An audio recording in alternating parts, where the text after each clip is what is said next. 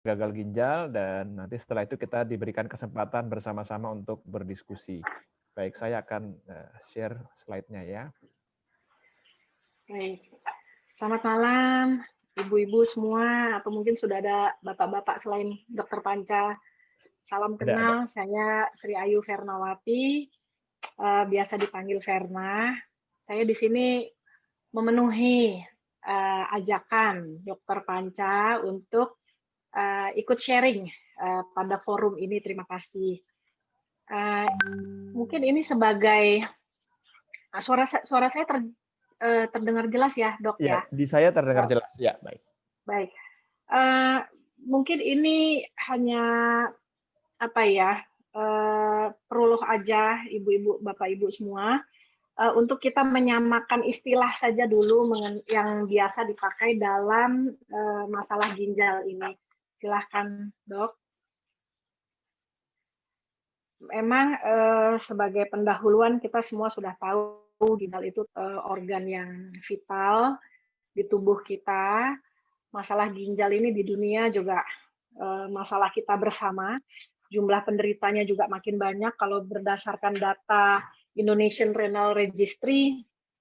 Tapi ini data 2-3 tahun yang lalu ya, pasien aktif hemodialisis itu ada 77, hampir 78.000, sedangkan pasien barunya sekitar 31.000, gitu ya. Jadi selalu ada pasien baru yang menjalani hemodialisis ya. Jumlah penderitanya ini meningkatnya cukup cepat. Insiden di negara berkembang itu diperkirakan 40-60 kasus per juta penduduk per tahun. Lanjut, Dok. Nah, ini untuk kita refresh saja anatomi ginjal kita. Ada 2 di kiri dan kanan. Memang yang sebelah kanan sedikit lebih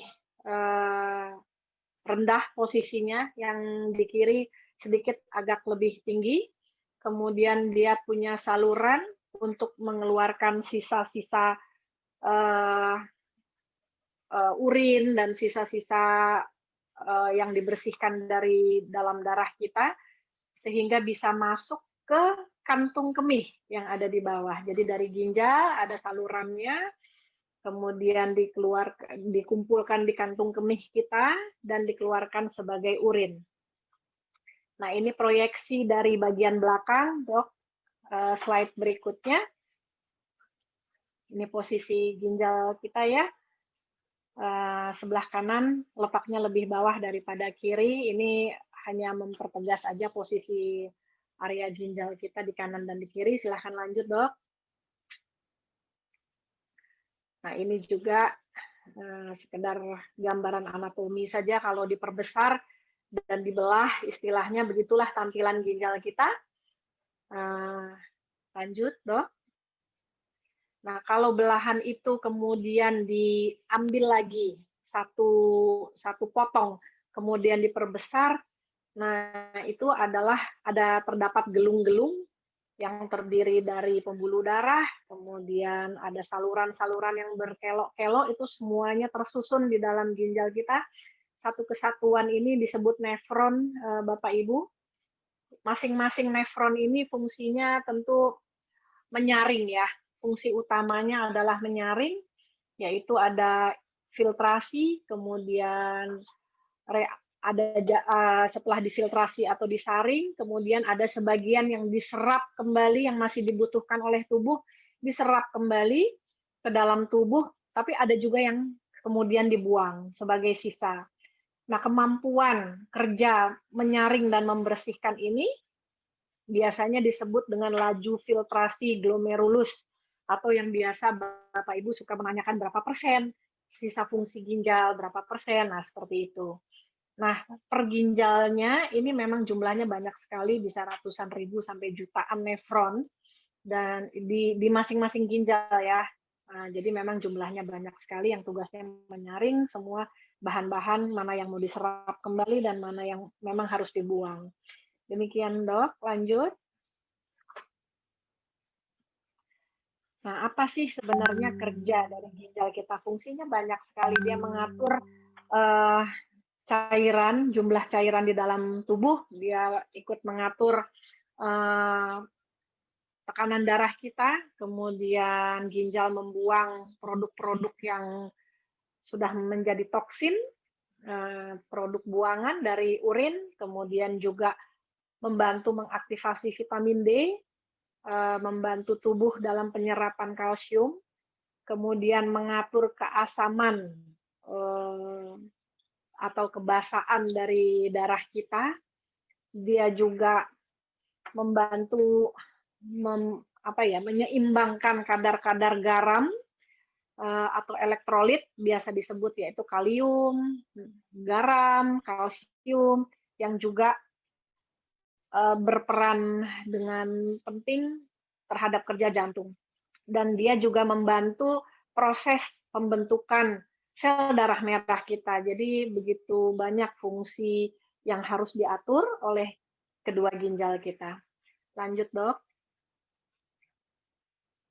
Nah, pertanyaannya adalah bagaimana kita mengetahui fungsi ginjal kita stabil baik atau ada penurunan. Memang kalau penurunan itu bersifat perlahan atau kronik, sulit dikenali secara pemeriksaan fisik atau berdasarkan keluhan tubuh.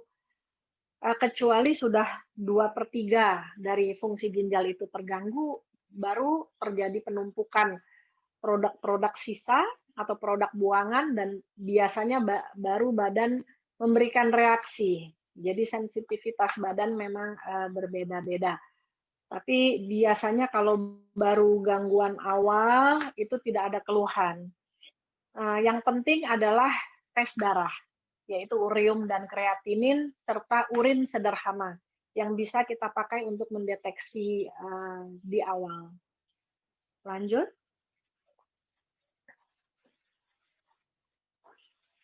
Nah, sebenarnya apa itu ureum, uremia, sesuatu toksin atau racun yang ada di badan kita yang pada saat ginjal kita turun fungsinya dia menumpuk. Itu sebenarnya adalah hasil pemecahan protein, kondisi yang terkait dengan uremia itu istilah yang menunjukkan kondisi yang terkait penumpukan ureum di dalam darah kita. Jadi hasil pembongkaran protein. Protein itu ada di otot kita, dari bahan makanan kita juga. Nah, itu kasarnya sampahnya atau bahan sisanya adalah ureum. Lanjut, Dok. Kreatinin juga sama, itu juga produksi pembuangan bahan kimia ya, yang juga hasil dari metabolisme otot kita. Lanjut. Lanjut, Dok.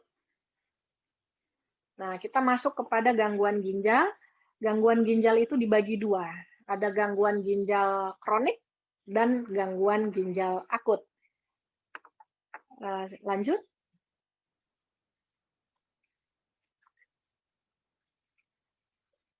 Nah, sebelumnya istilahnya adalah gagal ginjal akut dan gagal ginjal kronik. Tapi saat ini istilah gagal ini memang diperbaiki menjadi gangguan ginjal akut dan penyakit ginjal kronik. Yang membantu memilah atau membagi kondisi ini adalah penilaian fungsi ginjal melalui pemeriksaan kreatinin yang kemudian diterjemahkan dalam laju filtrasi glomerulus tersebut. Atau kadang-kadang di beberapa lab dia sudah mencantumkan laju filtrasi ini dengan singkatan GFR, yaitu bahasa Inggris, Estimated Glomerular Rate, atau bahasa Indonesianya LFG, laju filtrasi glomerulus. Jadi untuk dipahami bersama bahwa problem ginjal kita secara umum dibagi dengan akut dan kronik. Baik, lanjut, Dok. Nah, sekarang kita jabarkan satu-satu, yaitu gangguan ginjal akut itu merujuk pada kondisi di mana gangguan tersebut bersifat mendadak dan cepat sehingga sampai tidak bisa berfungsi, terjadinya dalam hitungan jam atau hari. Jadi secara tiba-tiba ginjal nggak bisa menyaring lagi, biasanya merupakan komplikasi dari penyakit serius lainnya dan bisa diderita oleh pasien lansia atau pasien yang dalam perawatan intensif care di rumah sakit. Kalau tidak ditangani segera tentu berbahaya juga. Baik, Dok. Nah, jadi pembedanya adalah masalah waktu. Kalau akut itu gangguannya hitungan jam sampai hari, dia turun dengan cepat. Kalau penyakit ginjal kronik itu definisinya adalah bisa kelainan struktur berdasarkan USG misalnya, atau biopsi, bisa juga berdasarkan hasil lab. Kadang-kadang anatominya bagus, tapi hasil labnya sudah turun. Itu kita definisikan sebagai gangguan ginjal juga. Dan sudah dialami dengan batasan waktu lebih atau sama dengan 3 bulan. Gitu. Jadi 2 yang dilihat bisa secara anatomi, bisa secara, maaf 3, secara anatomi, secara laboratorium, atau secara patologi, dan sudah dialami dengan rentang waktu lebih sama dengan 3 bulan. Baik, dokter. Nah, apa penyebabnya? Memang beberapa daftar tertinggi penyebabnya masih karena diabetes mellitus, hipertensi, ada juga dari autoimun, ada juga mereka-mereka yang pernah mengalami gangguan ginjal akut kemudian akhirnya menjadi suatu penyakit ginjal yang kronik. Bisa karena batu atau sumbatan di saluran kemih. Mungkin tadi ada yang menyebutkan karena obat atau karena minuman-minuman tertentu, dia mungkin masuk di dalam toxicity ya, toksisitas. Baik, lanjut.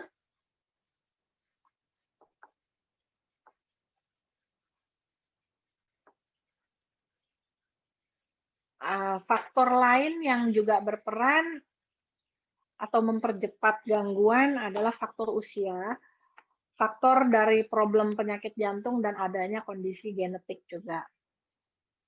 Lanjut, Dok.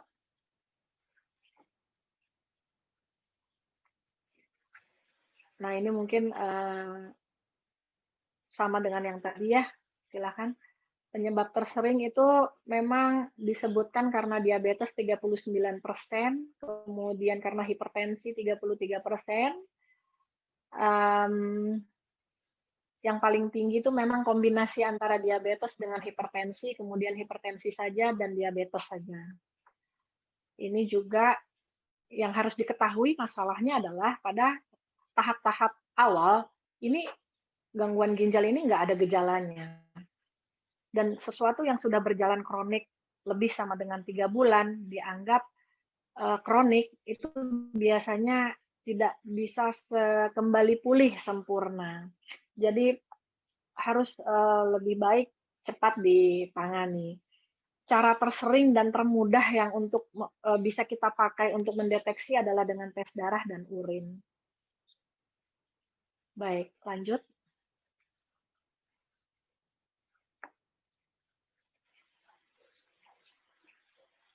Ya, ini beberapa stadium atau level-level penurunan fungsi ginjal.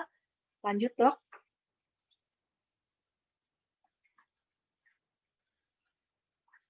Nah, memang untuk yang akut, itu saya tidak tampilkan di sini Bapak Ibu, tapi memiliki 3 grade atau 3 stadium. Tapi untuk sesuatu yang berjalan kronik atau lama, itu memiliki 5 stadium. Di mana stadium pertama, dia kurang dari 90%. Satuannya bukan persen, tapi untuk mempermudah penyampaian, kita seringkali menyebutnya dalam hitungan persen.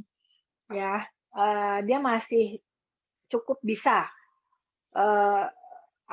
membersihkan wasting product, dan tubuh masih bisa nyaman kondisinya ya. Kemudian gangguan level kedua adalah apabila di bawah 90, yaitu 89 sampai 60%. Kemudian level ketiga moderate itu antara di bawah 60 sampai 30%. Kadang-kadang komplikasi mulai muncul di sini. Nah, kemudian stadium 4 itu adalah di bawah 3 atau antara di bawah 30 sampai 15%. Di sini beberapa hal yang kita perlu persiapkan kepada pasien adalah adanya suatu ketika memerlukan terapi pengganti ginjal apabila kondisinya turun lagi. Nah, stadium 5 adalah di mana fungsi ginjal itu di bawah 15%.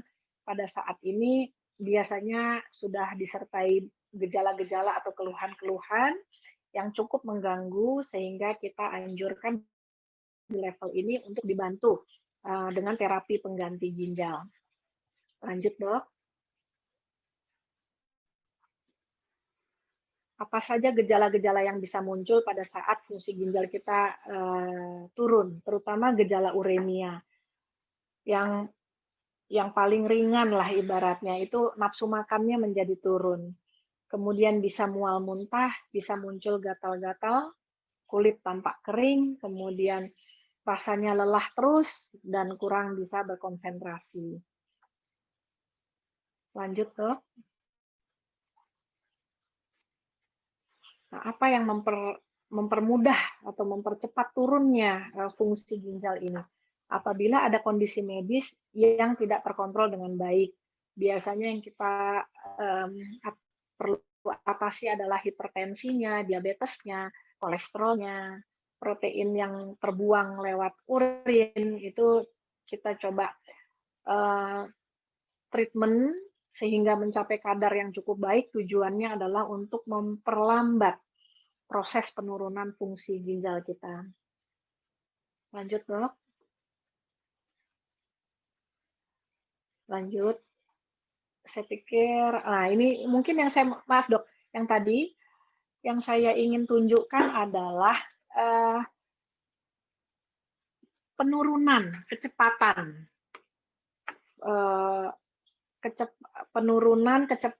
kecepatan penurunan fungsi ginjal masing-masing orang itu berbeda-beda.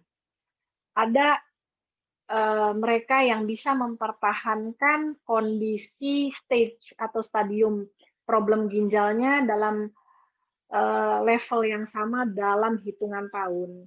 Jadi ada yang di level 1 sampai bertahun-tahun dia tetap stabil di situ. Atau di level 2, di mana biasanya level 1 dan level 2 secara performance fisik masih baik ya. Nah, ini kalau kita bisa pertahankan kondisi ini selama mungkin, ini bagus sekali. Lanjut, Dok. Ya, jadi yang kita bicarakan untuk problem ginjal yang kronik itu adalah memperlambat penurunan fungsinya. Sehingga diperlukan perubahan pola makan tentunya, pola aktivitas, diharapkan mereka tetap bisa produktif dan aktif bersosialisasi. Lanjut, Dok. Nah, ini mungkin ilustrasi yang hampir mirip dengan yang tadi. Di sini menunjukkan adalah kalau sudah posisi stadium 5 atau EGFR atau laju filtrasi kerja ginjalnya di bawah 15%, maka ibaratnya sel-sel ginjal yang baik itu hanya tersisa sedikit sekali. Jadi wajar apabila tubuh mulai akan memberikan keluhan-keluhan atau sinyal-sinyal. Tapi pada stage 1, stage 2, kadang-kadang stage 3, itu tubuh masih bisa beradaptasi dengan baik. Tapi apabila sel ginjal yang sehat makin berkurang jumlah selnya, maka tentu wasting produknya akan lebih banyak dan itu akan menimbulkan keluhan. Dalam fase-fase ini tentu ada pola makan, pola aktivitas, ada pola kontrol penyakit lain-lain yang harus rutin, ada obat-obat yang harus diminum pada level 1 sampai kira-kira level 4. Pada level 5 kita melakukan terapi pengganti ginjal. Lanjut, Dok. Nah, ini beberapa terapi pengganti ginjal yang ada di Indonesia, ya. Ada transplantasi, ada hemodialisis, dan peritoneal dialisis. Ini ada 3 macam terapi pengganti ginjal yang bisa dipilih. Lanjut, dokter.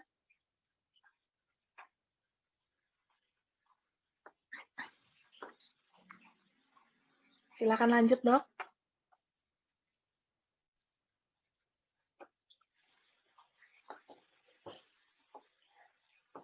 Slide-nya dilanjut, dok. Ya, ini beberapa pencegahan yang bisa kita lakukan, yaitu ya pastikan tubuh tetap fit dan aktif, menjaga pola makan, secara teratur ceklah tekanan darah dan gula darah Anda, kemudian jaga berat badan dalam kondisi normal, cukupi kebutuhan cairan, hindari merokok, jangan mengkonsumsi obat yang kita tidak tahu persis kandungannya, dan diharapkan melakukan secara berkala atau medical check up untuk fungsi ginjal Anda, terlebih jika ada riwayat keluarga dengan gangguan serupa.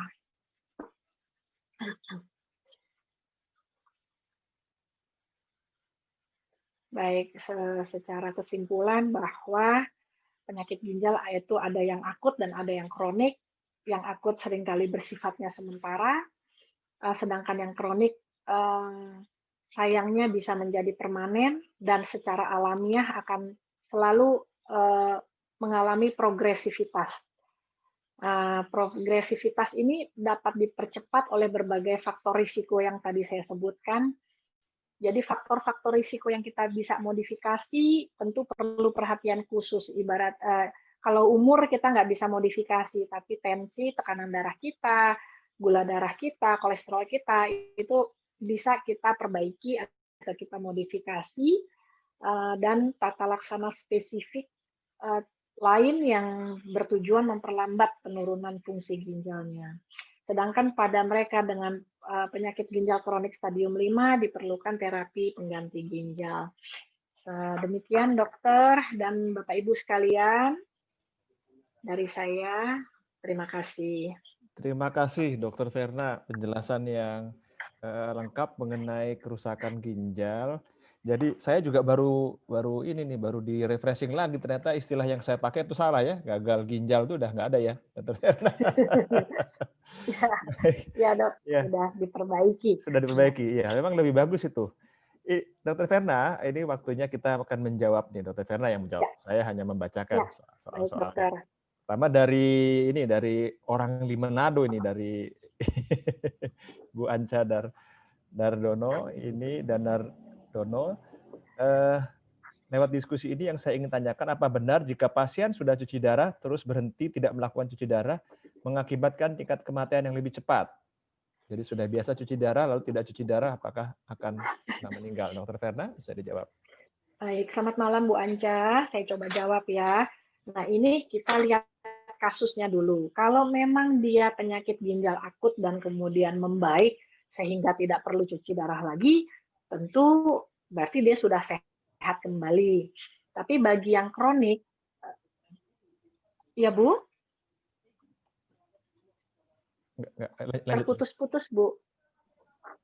Ya, tapi apabila memang sudah permanen gangguannya, ya kita bisa membayangkan ginjal kita ada 2 bekerja setiap hari tanpa henti, kemudian dia tidak bisa membersihkan, digantikan tindakan hemodialisis atau cuci darah, kemudian kita tidak lakukan lagi, berarti tumpukan racunnya akan sangat tinggi. Tentu hal ini merusak semua organ yang lain sehingga bisa mempercepat kematian ya.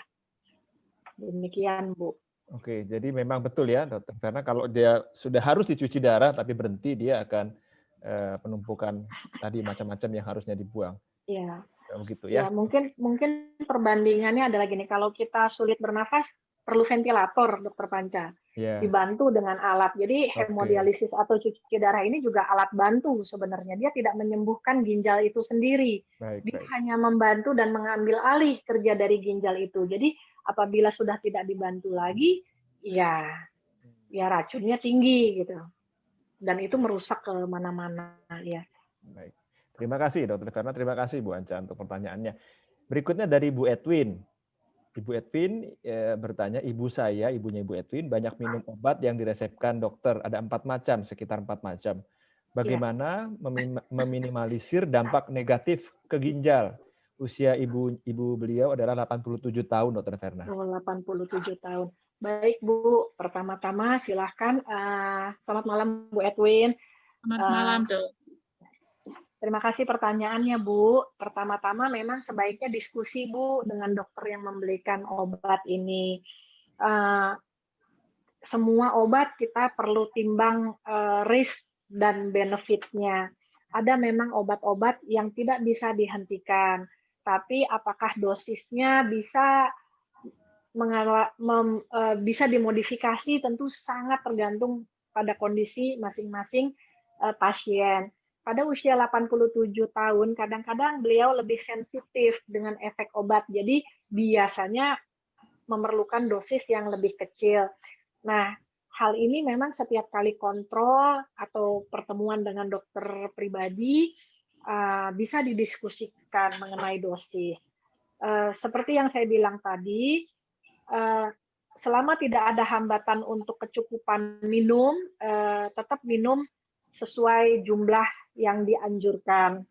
Karena masing-masing kondisi pasien itu kan kondisi medisnya beda-beda, ada yang masih boleh minum banyak, ada yang sudah tidak boleh minum banyak. Jadi ini harus didiskusikan. Yang kedua, memang harus dilihat fungsi dari masing-masing obat itu. Kalau memang tidak diberikan tensinya tinggi sekali, malah tensi tinggi ini akan merusak ginjal. Jadi mau nggak mau tensi ini harus diturunkan dengan obat. Sayangnya menurunkan tensi tidak semua orang cukup dengan satu obat. Ada yang harus kombinasi 2-3 obat untuk menurunkan tensi. Tapi tentu jenis obat yang paling cocok dengan pasien itu yang akan menjadi pilihan. Untuk memantau dampaknya kepada fungsi ginjal, lakukanlah pemeriksaan lab berkala, Bu. Kalau bagus bisa per 3 bulan. Kalau sudah mulai ada cetak tebal atau gangguan ringan, bisa dilakukan lebih sering, misalnya per bulan. Nah, nanti obat-obat juga ada yang dosisnya mungkin sudah bisa lebih kecil dari dosis yang sebelumnya. Tapi memang sebaiknya dengan diskusi ya Bu, tidak menyetop sendiri begitu. Iya, baik. Terima kasih Dok. Memang saya beberapa hari yang lalu konsultasi dengan dokternya, dokter penyakit dalam dan dokter jantung. Jadi memang saya sudah tanyakan dengan usia ibu saya yang sudah lanjut, apakah memang bisa dikurangin obat-obatnya. Tapi malah saya mendapat jawaban dari dokternya, ini sepertinya nggak bisa dikurangin karena memang ada beberapa fungsi di dalam tubuhnya itu yang memang sudah nggak normal, sehingga mau nggak mau memang harus dilanjut konsumsi obatnya seperti itu. Tapi sejauh ini sih saya lihat ibu saya ya ini karena 2 liter terus minumnya air putihnya Dok gitu. Ya, alhamdulillah. Nanti sekali-sekali boleh dicek kadar garamnya Bu, elektrolitnya, natrium, kalium. Ada sebagian mereka yang sepuh justru justru kurang cocok minum sampai 2 liter. Gitu, karena kemampuan sensor keseimbangan di tubuhnya itu sudah mulai turun. Ada yang cocoknya minum cukup 1,5 liter, ada yang sampai 2 liter juga nggak apa-apa. Jadi mungkin usul saya sekali-sekali dapat dievaluasi secara laboratorium fungsi elektrolitnya. Yang saya bilang tadi Bu, memang kadang-kadang dalam situasi seperti ini dilema ya Bu ya. Pengen ngurangin obat, tapi ya untuk jantung mungkin obatnya sudah 2 macam sendiri, untuk tensi seperti itu. Apalagi ya rata-rata apabila ginjalnya mulai terganggu, obatnya bukan berkurang Bu justru. Malah ada tambahan lagi untuk menstabilkan. Betul. Demikian Bu. Baik, terima kasih infonya Dok. Terima kasih. Sama-sama Bu. Ini dari Sis Ani ini. Umurnya 37 tahun, didiagnosa ini agak berbeda ya Dokter Verna, bukan baik. Nggak apa-apa ya. Diagnosanya diabetes, lalu diberi obat metformin 3 kali.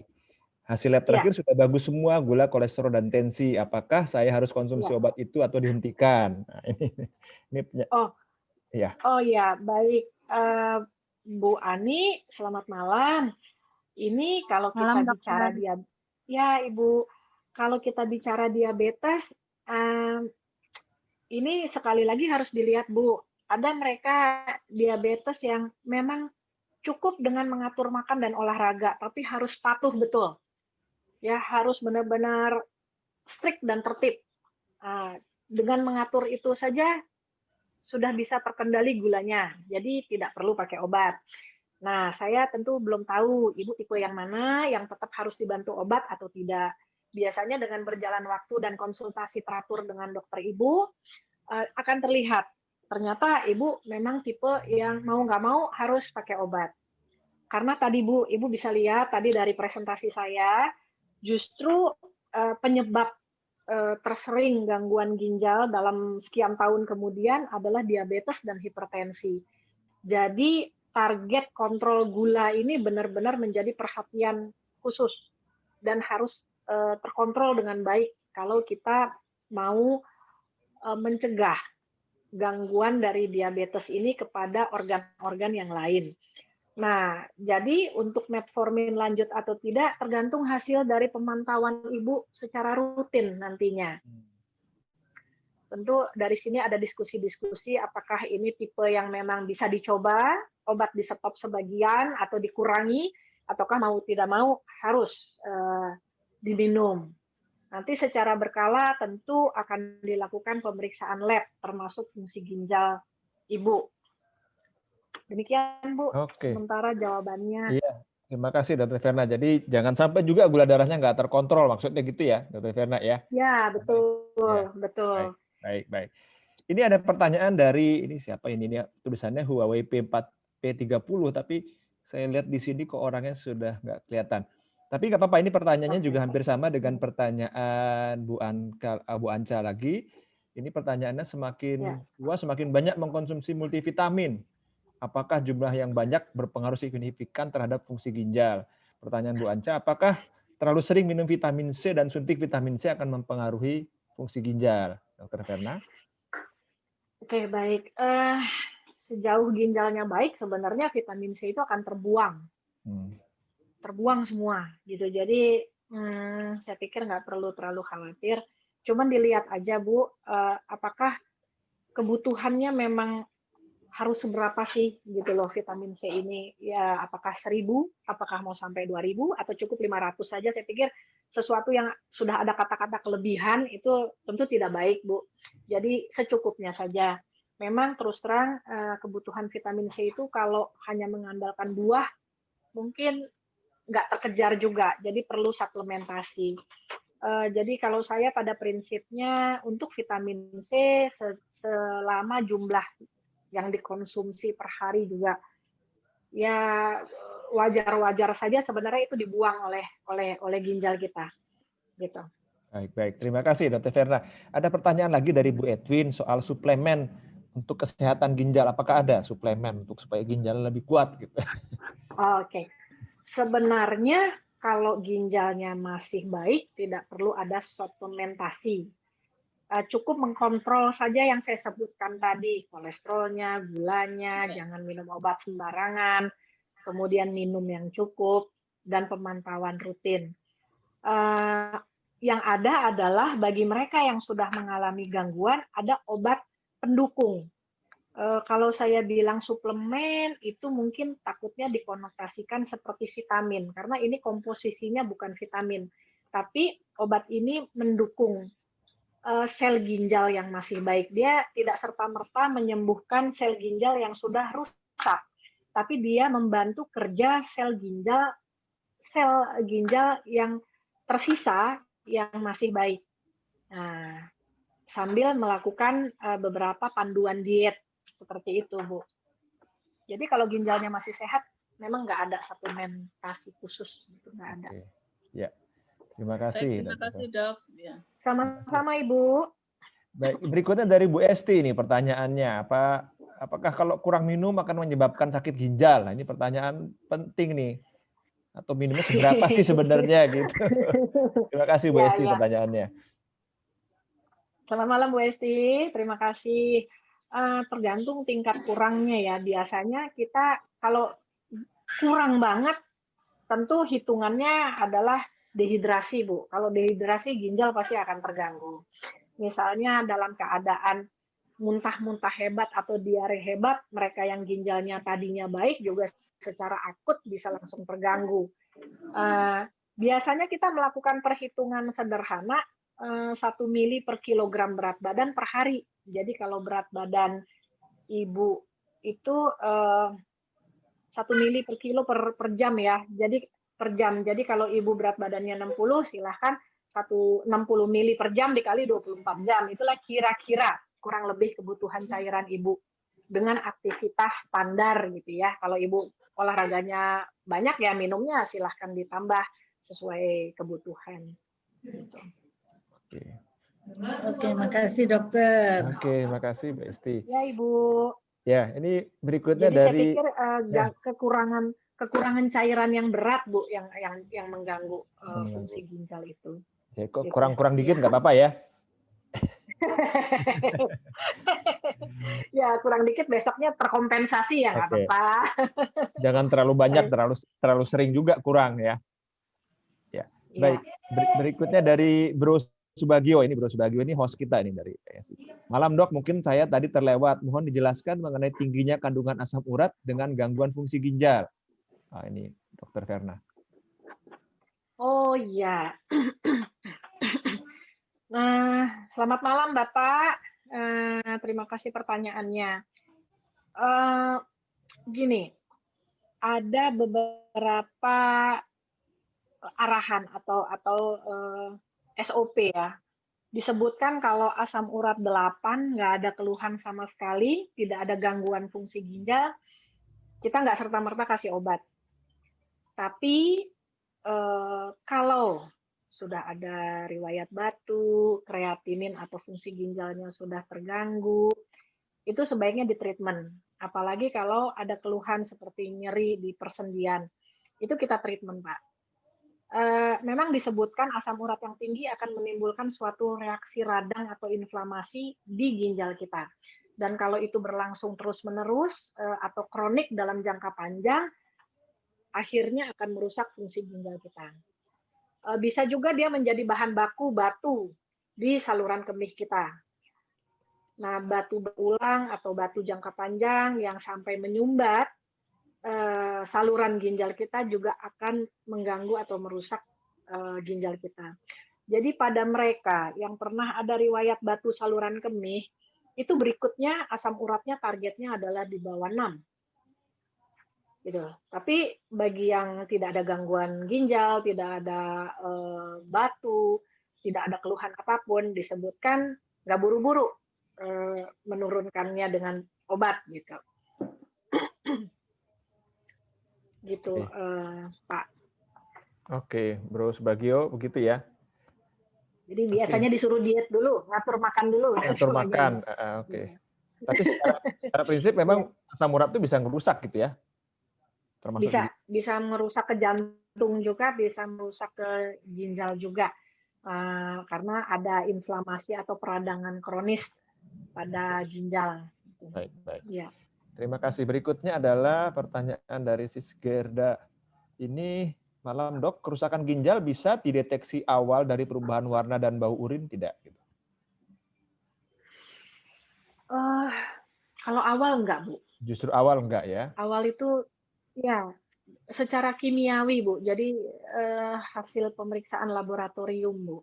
Kecuali kalau misalnya dia berdarah, misalnya ada batu saluran kemih atau ada radang di ginjal, dia berbusa atau berdarah, dan ini biasanya gangguannya juga cepat, Bu, sifatnya.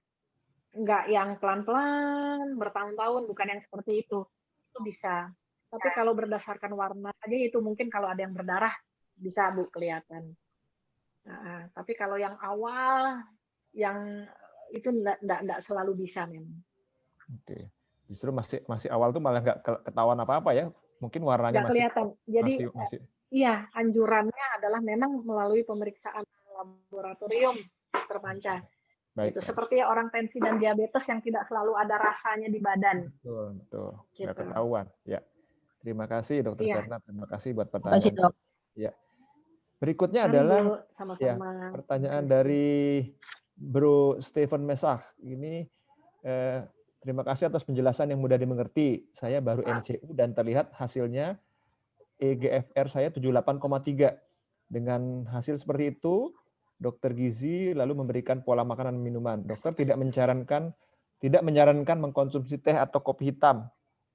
Awal pun itu tanpa gula. Yang menjadi pertanyaan saya, apakah benar-benar tidak boleh konsumsi kopi atau teh tanpa gula, Dok? Karena jawaban dari dokter gizi kurang memuaskan. Waduh, dengan GFR 78,3. Bapak ingat kreatininnya berapa? Angkanya dan Bapak umur berapa ya, Pak? Ya, boleh. Ya, Dok. Sebentar saya buka catatannya dulu ya, Dok. Silakan. Kalau umur kan nggak perlu catatan. Umur saya 30, Dok. 30 ya. Baik, ya. Itu yang ingat itu, Bro. Stephen jangan ngurang-ngurangin. Iya. Mohon maaf nih, Bro Leru. Kreatinin saya di sini 1,23. Itu masih dalam range normal ya, Pak Stephen? Gitu ya, Dok. Enggak di Masih situ nggak saya tanya, dari labnya ada. situ biasanya Ada di labnya itu masih ada angka normalnya. Ini normalnya 0,7 sampai 1,3.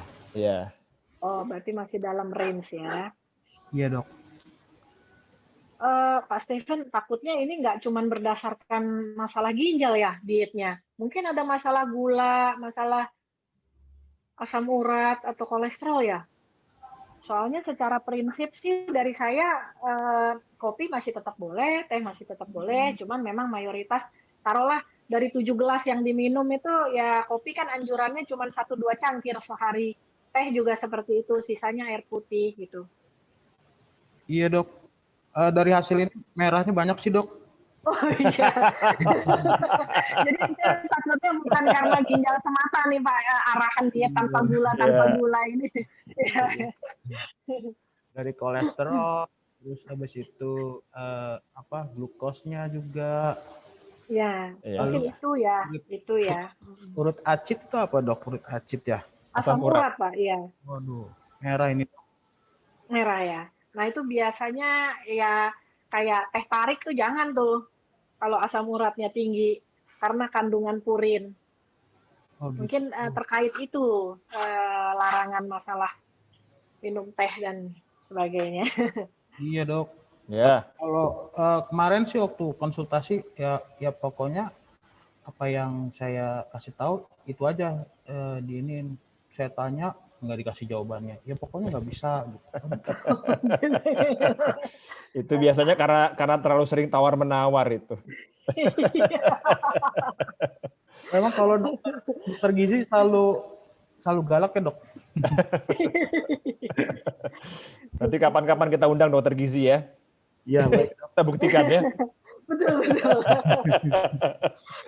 Oke, terima kasih Bro Stephen. Ya, mudah-mudahan ini. Tapi mungkin ini bisa dikurangin berat badannya kayaknya tuh ya. Oh, benar. Ya. Ini PR utama dari dokter gizi dan saya juga dikonsul ke 3 dokter, Dok. Jadinya dokter jantung juga. Ya. Jantung, gizi sama penyakit dalam tapi khusus untuk Oh iya. diabetes. Saya kalau bicara kopi yang di benak saya kopi hitam ya, bukan kopi kenangan, bukan kopi merek-merek kopi yang ada campuran gula merah, susu, ya itu memang campurannya itu biasanya yang membuat jadi tidak diperbolehkan. Oke. Benar, Dok. Kopi hitam polos, Dok. Terima kasih jawabannya. Ya. Oke, terima kasih Bro.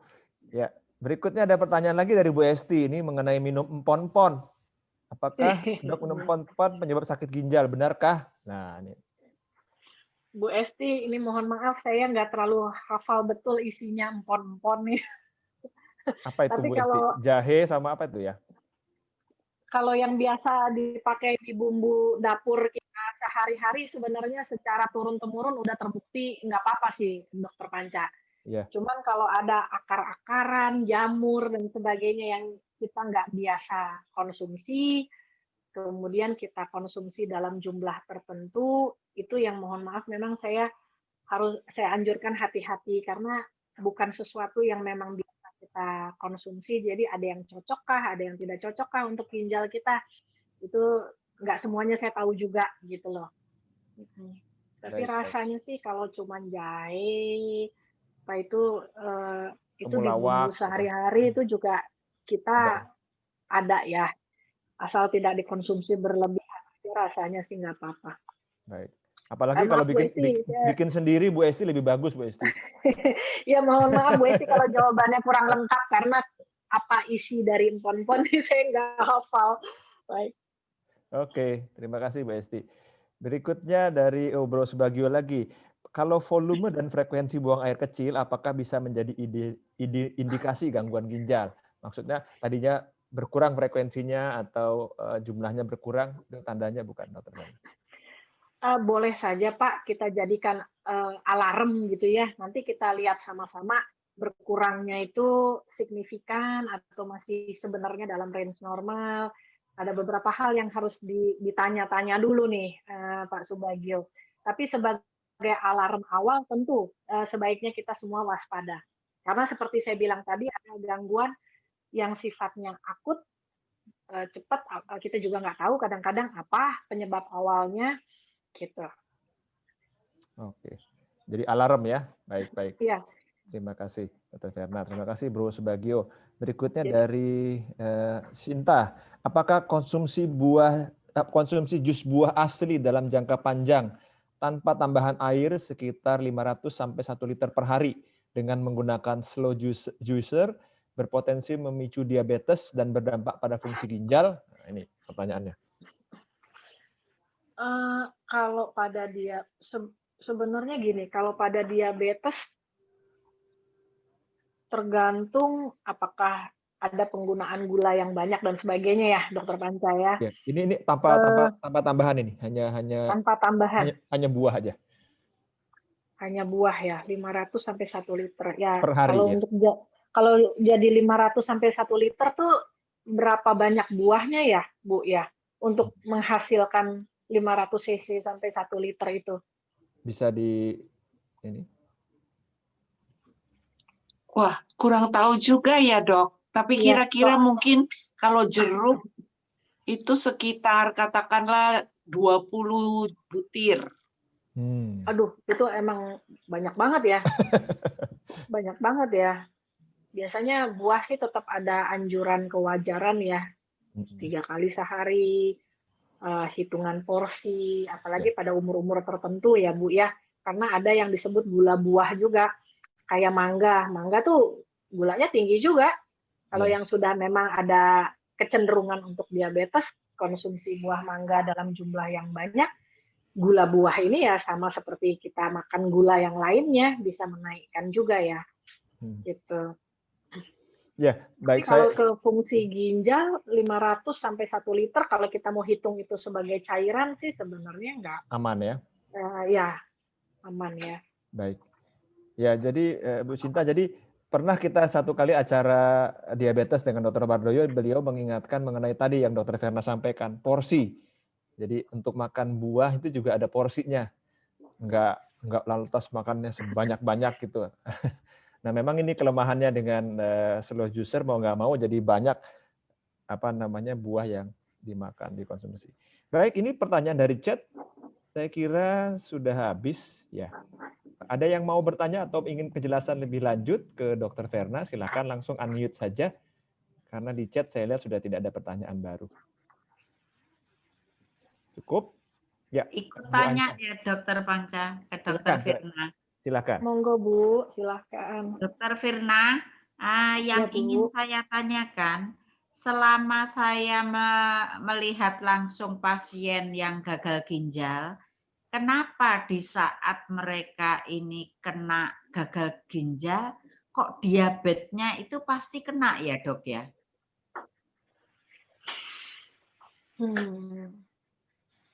Gini Bu, Kalau yang saya perhatikan, diabetes ini sudah ada duluan, Bu. Menjadi salah satu pemicu gagal ginjal ini atau penyakit ginjal kronik ini. Malah kadang-kadang gula darahnya atau diabetesnya akan seolah-olah sembuh, Bu.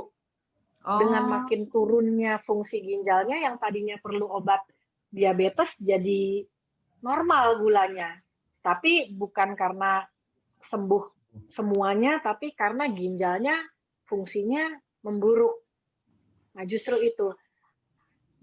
Jadi saya pikir sih diabetesnya udah ada duluan, Bu. Sudah ada duluan. Justru kadang-kadang dengan penurunan fungsi ginjal, gulanya seperti sembuh, Bu. Tidak perlu pakai obat lagi. Tapi rupanya itu diakibatkan fungsi ginjalnya yang menurun. Ada yang diabetesnya tetap saja ada, walaupun sudah hemodialisis atau cuci darah, ya gulanya tetap harus diobatin. Tapi sebagian lagi sudah seolah-olah memang baik gitu, sembuh sendiri. Jadi nggak perlu lagi obat gula. Gitu, Bu. Gitu. Terima kasih, Dok. Ya, terima kasih. Sama, Ibu. Apakah ada yang lain yang ingin ditanyakan? Sudah cukup? Baik, nanti Dr. Verna akan memberikan seperti closing statement, tapi sebelumnya Bro Subagio akan mengundi untuk penanya-penanya yang tadi sudah masuk. Silakan, Bro. Ada 6 orang yang akan mendapatkan tanda terima kasih kami berupa voucher pulsa. Silakan.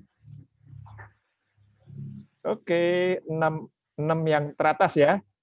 Nah, itu Huawei itu siapa? Nanti hubungi ya, tolong Huawei. Ya, tolong nanti dihubungi ke Bro Subagio di nomor telepon yang ada. Terima kasih buat semua pertanyaan-pertanyaan. Terima kasih buat kehadirannya malam ini. Semoga bermanfaat dan bisa disampaikan ke teman-teman yang lain atau yang mungkin terlambat ikut atau lupa atau nggak bisa hadir, bahwa acara ini ada di YouTube channelnya PSI Tangerang Selatan. Dr. Verna, silakan menyampaikan closing statement berhubungan dengan topik kita. Silakan. Baik, Dr. Panca, terima kasih. Jadi Bapak Ibu, lakukanlah pemantauan lab secara berkala. Silahkan mewaspadai berbagai alarm-alarm yang Bapak Ibu rasakan atau amati sebagai sesuatu hal yang perlu ditindaklanjut, misalnya warna urin berubah, atau sekarang pipisnya atau urinnya ada busanya, atau jumlahnya berkurang, itu semua kita pakai sebagai tanda bahwa kita perlu menganalisa lebih jauh. Belum tentu ada masalah, tapi kita perlu menganalisa lebih jauh. Walaupun tidak ada tanda apapun, sebaiknya pada umur-umur tertentu ya, Dokter Panca ya, di atas 30 gitu, kita rutinlah melakukan pemeriksaan. Yang biasanya cek gula darah rutin, mungkin per 3 bulan jangan lupa cek fungsi ginjalnya dan urinnya. Perhatikan jumlah minum tetap dalam batas yang cukup, tidak terlalu kurang. Kemudian jumlah konsumsi buah juga sesuai porsi, tidak berlebihan juga. Kemudian ada 2 sudut pandang yang mungkin berbeda antara sudut pandang dokter dengan sudut pandang pasien. Masalah jumlah obat. Pasien rata-rata khawatir mengkonsumsi obat karena takut obat ini merusak ginjalnya. Tapi kadang-kadang dokter melihat justru kondisi medis atau penyakit pasien ini kalau dibiarkan akan merusak ginjal sehingga perlu diberikan obat. Jadi ini saya pikir yang harus disamakan sudut pandang antara dokter dengan pasien, bahwa obatnya memang dibutuhkan untuk mencegah masalah ginjal karena penyakitnya, jadi tidak semata-mata karena obatnya. Saya pikir itu Dokter Panca yang bisa saya sampaikan. Oke, terima kasih banyak Dokter Verna untuk pesan-pesannya. Semoga ini akan membuat kita lebih menghargai, lebih menjaga ginjal kita, jangan sampai rusak, atau kalau sudah mulai ada gangguan, kita bisa pertahankan selama mungkin ya. Baik, terima kasih Dokter Verna, terima kasih waktunya, terima kasih untuk sharingnya. Sama-sama. Bapak Ibu, Dr. dosis, terima Panca. kasih untuk kehadirannya, semoga bermanfaat. Minggu depan kita akan ada pembicaraan mengenai sinusitis dari Dokter Cita, ya, dokter spesialis THT. Terima kasih sekali lagi Dokter Verna, terima kasih Bro. Sama-sama dokter, Bapak Ibu semua selamat malam. Terima kasih semua. Selamat istirahat. Ya. Izin live. Yuk. Izin live.